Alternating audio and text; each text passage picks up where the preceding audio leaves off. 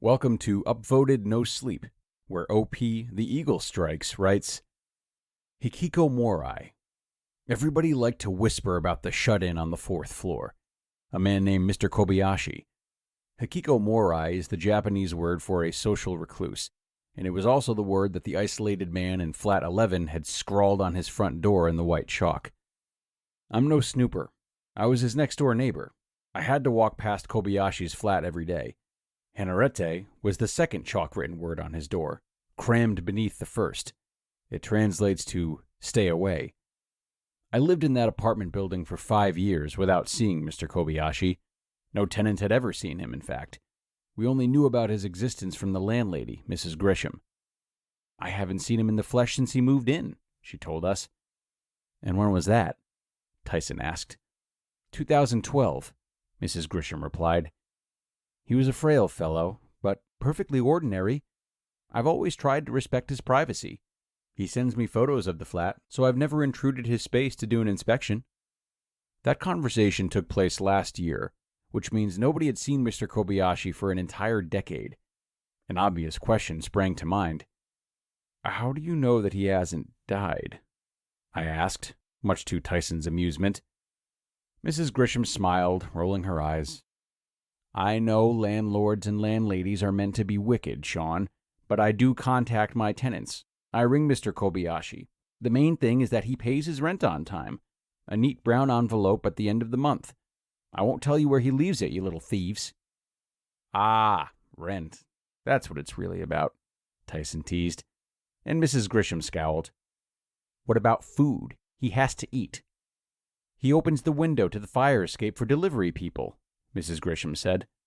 They never see him, of course. They drop deliveries on the floor. Does he have a large inheritance? I asked.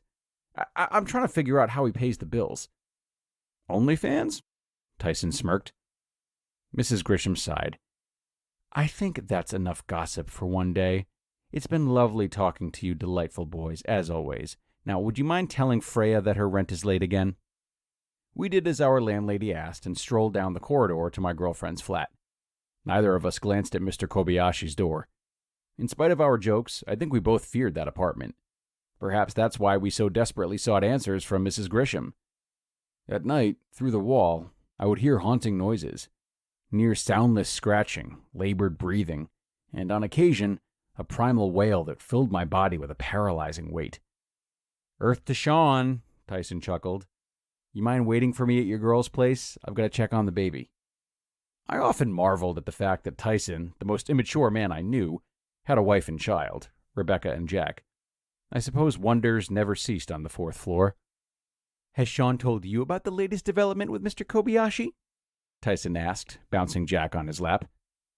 That evening, Tyson's family, Freya, and I ate dinner around my girlfriend's cramped dining table.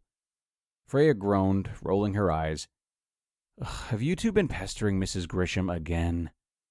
We finally got somewhere, I grinned. Mr. Kobayashi does, in fact, interact with the world. He's not dead. Great, Rebecca said, rolling her eyes. Mystery solved. Will you two please drop it now? Who dares me to go onto his fire escape? Tyson snorted, passing Jack to his wife and drunkenly clambering to his feet.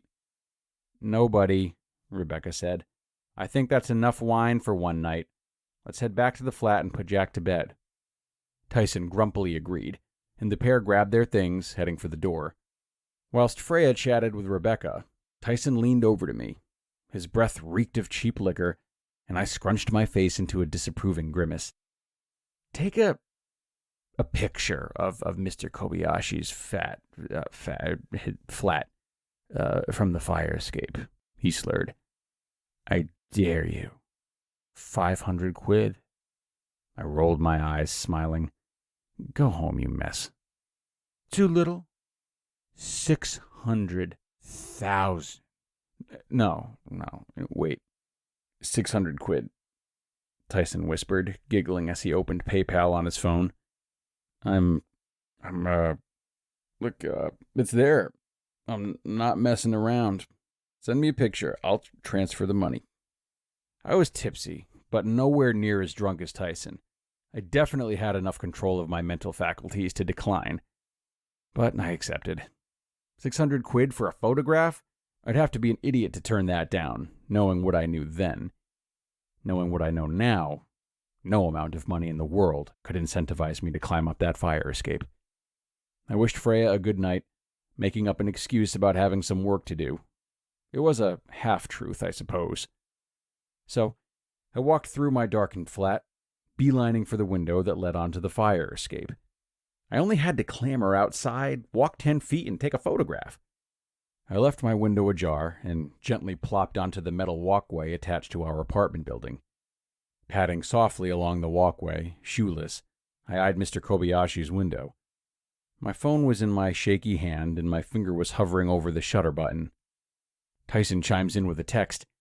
Changed my mind. Film a video. I'll pay $700. I rolled my eyes at his message.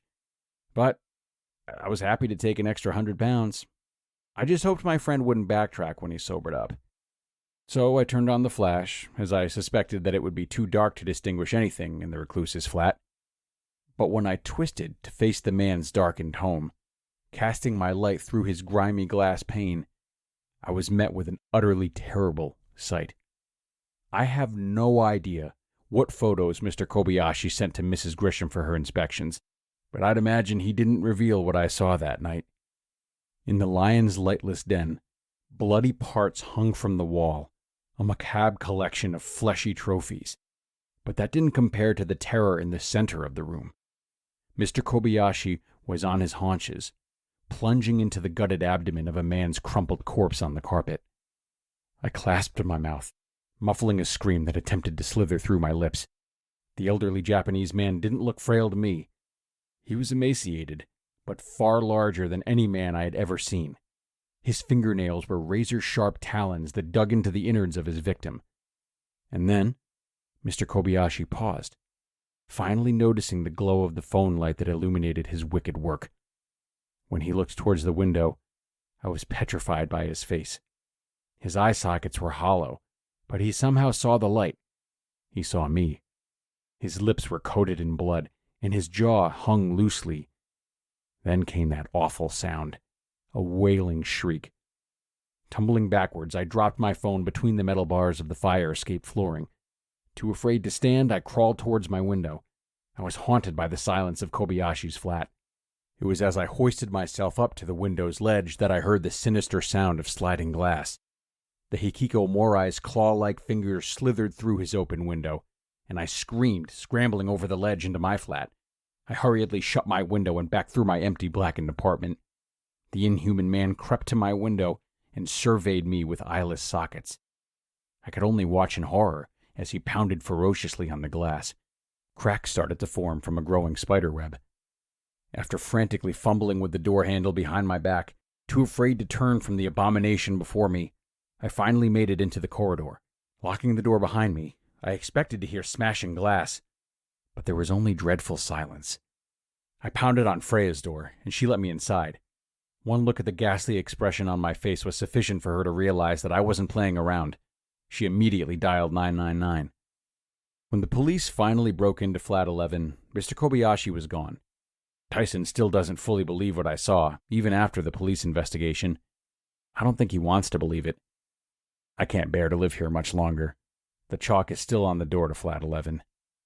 Hikikomori. Henarete. I don't know where Mr. Kobayashi went, but I fear for those who vanish into his den, never to be seen again. And that was an upvoted No Sleep story by OP, The Eagle Strikes. Sweet dreams.